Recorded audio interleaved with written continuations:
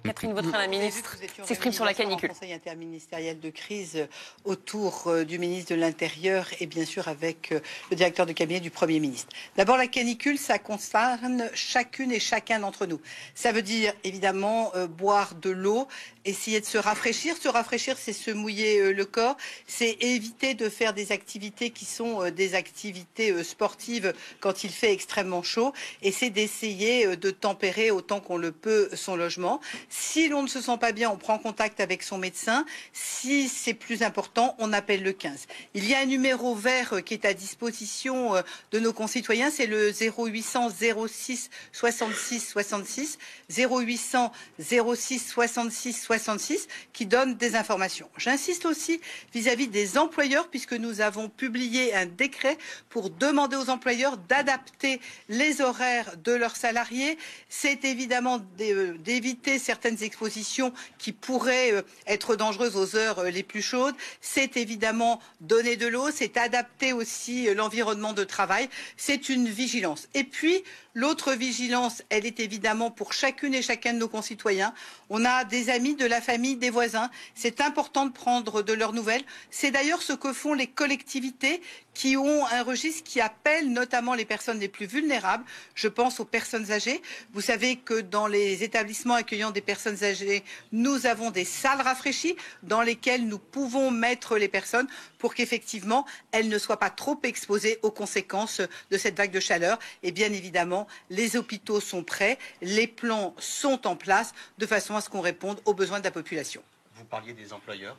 Vis-à-vis des entreprises, on voit les vagues successives, de plus en plus de vagues de chaleur et de canicule. Est-ce qu'il va falloir renforcer les mesures? Est-ce que le salarié va pouvoir demain faire jouer son droit de retrait si ça ne va pas? Qu'est-ce qu'il en est? Alors nous venons de sortir un nouveau décret. Il est signé, il est publié au journal officiel de demain. Vous voyez, on ne pouvait pas être plus au cœur de l'actualité. Et il donne cette obligation aux entreprises d'adapter les positions de travail, d'adapter les horaires. Donc on franchit un cap supplémentaire pour guider les entreprises et pour leur demander d'être plus vigilants sur ces moments de très forte canicule. Et le salarié, quels sont ses droits? Il peut faire valoir son droit de retrait? Le salarié, il discute avec son entreprise, puisque vous avez celles et ceux qui ont la possibilité du télétravail. Pour les autres, il faut adapter. C'est le sens du décret qui est sorti, qui sera donc publié demain.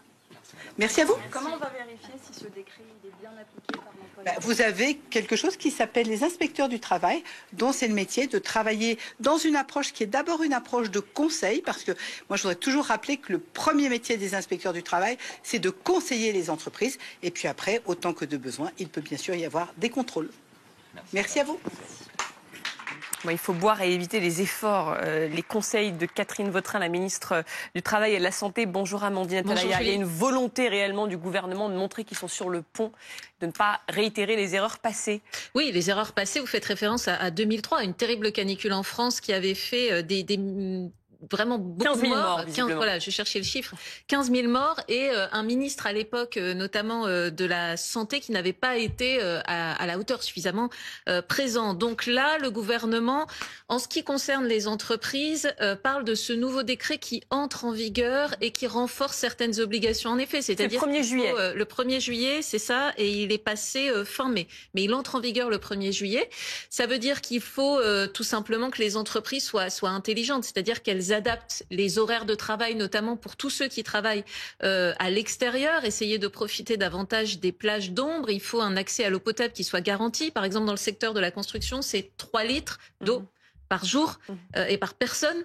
Il faut que ce soit à proximité, évidemment, ne pas avoir à se déplacer trop pour aller chercher cette eau. Il faut que les horaires soient adaptés et il faut, c'est ce que disait la ministre du Travail hier, favoriser si possible le télétravail pour ceux en tout cas qui le souhaitent, parce qu'il y a aussi des Français qui travaillent dans des locaux qui sont climatisés et qui peuvent se sentir mieux au travail que chez eux si c'est surchauffé. Même si on rappelle que le télétravail, c'est pas l'employé qui décide, c'est selon le règlement intérieur tout à fait. de l'entreprise dans laquelle vous travaillez. Je rappelle aussi qu'il y a des conséquences sur les écoles, 200 écoles qui sont fermées totalement ou partiellement entre aujourd'hui et mercredi.